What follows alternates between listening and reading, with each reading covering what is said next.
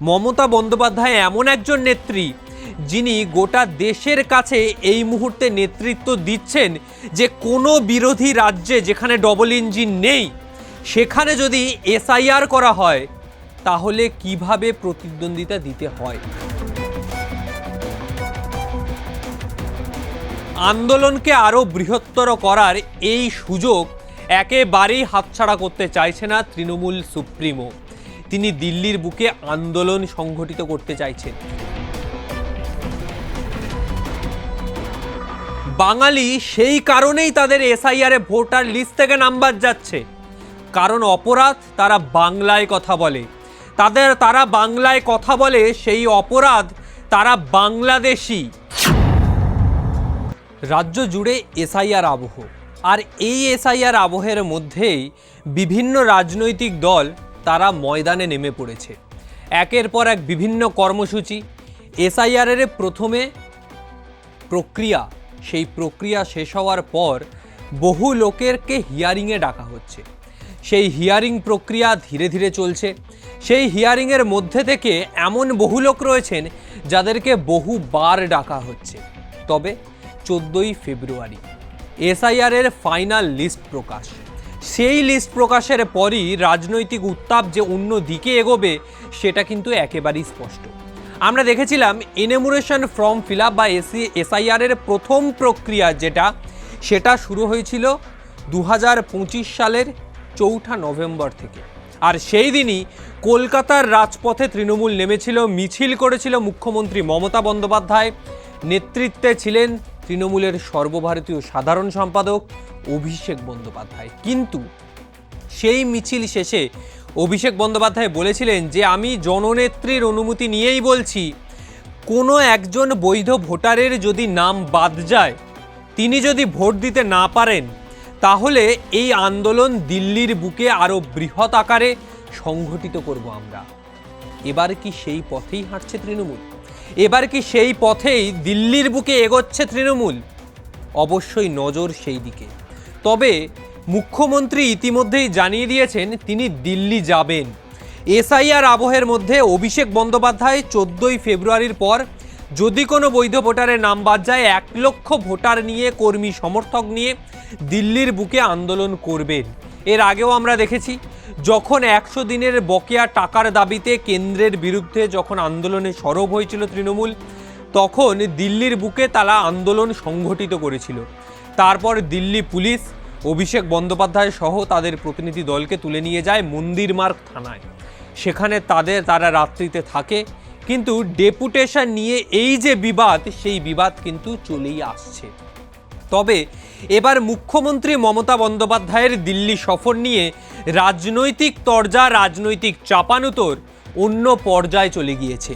কারণ যত দিন এগিয়ে আসছে 14ই ফেব্রুয়ারি অভিষেক বন্দ্যোপাধ্যায় আরও প্রস্তুত করছেন নিজের সেনাকে দিল্লির বুকে আন্দোলনের জন্য। কিন্তু তার আগেই মমতা বন্দ্যোপাধ্যায় এমন একজন নেত্রী যিনি গোটা দেশের কাছে এই মুহূর্তে নেতৃত্ব দিচ্ছেন যে কোনো বিরোধী রাজ্যে যেখানে ডবল ইঞ্জিন নেই সেখানে যদি এসআইআর করা হয় তাহলে কিভাবে প্রতিদ্বন্দ্বিতা দিতে হয়।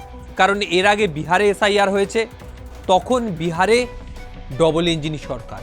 এনআরসি হয়েছে আসামে, ডবল ইঞ্জিন সরকার। কিন্তু পশ্চিমবঙ্গ তৃণমূল সরকার, বিজেপি ক্ষমতায় নেই।